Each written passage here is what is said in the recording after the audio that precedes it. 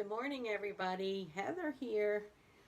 I have another book for you this morning by Lamott. I've read to you before from another book of hers called Notes on Hope.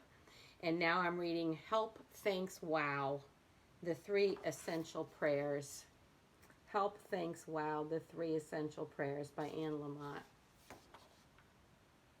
Sometimes, just once in a blue moon, I resist being receptive to God's generosity because I'm busy with a project and trying to manipulate him or her into helping me with it, or with getting my toys fixed or any major discomfort to pass.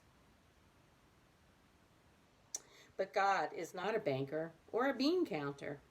God gives us even more, which is so subversive. God just gives to us. Gives to you and gives to me. I mean, look at us. Yikes! God keeps giving and forgiving and inviting us back.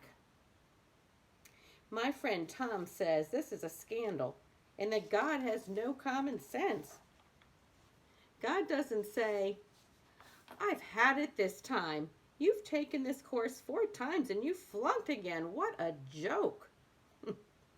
We get to keep starting over.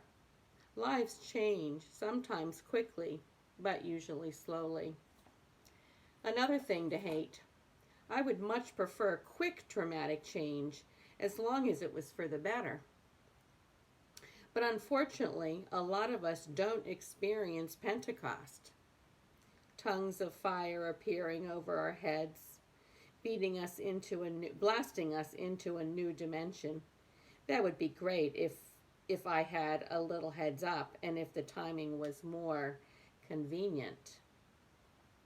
If we stay where we are, where we're stuck, we're not where we're comfortable and safe, we die there. Let me read that sentence over again. If we stay where we are, where we're stuck, where we're comfortable and safe, we die there.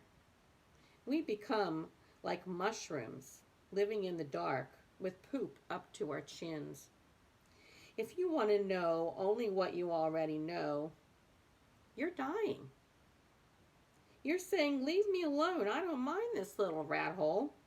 It's warm and dry. Really, it's fine. When nothing new can get in, that's death. When oxygen can't find a way in, you die. But new is scary, and new can be disappointing and confusing. We had this all figured out, and now we don't. New is life. If you were like me, you'd like to be able to understand and describe life better. Then you could manage and control it and maybe realize a small profit or advantage. But that would be death. And when you see that you have mostly stop trying to do this and are instead trying to remember to step outside when you're buggy and look up and say, wow. You mindlessly go into a 7-Eleven to buy a large Hershey's bar with almonds to shovel in, to go into a trance, to mood alter. But you remember the first prayer, help. Because so you don't want the shame or the help, because you don't want the shame or the bloat. And out of nowhere in the store, a memory floats into your head of how much as a child you loved blackberries from the brambles at McKegney's. So you do the wildest crazy things. You can change your mind.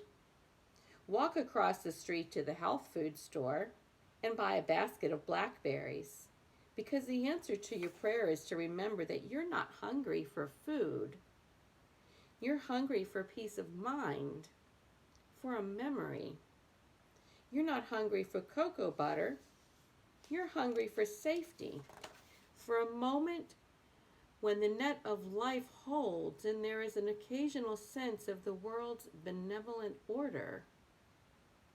So you eat one berry, slowly savoring the sweetness and slight resistance.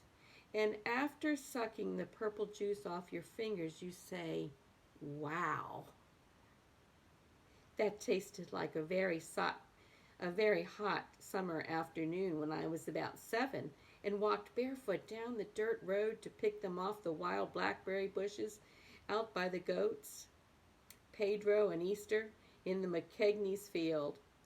Wow, the blackberries tasted like sweet purple nectar. Not dusty exactly, but dusted just right. Not quite leafy, but still alive.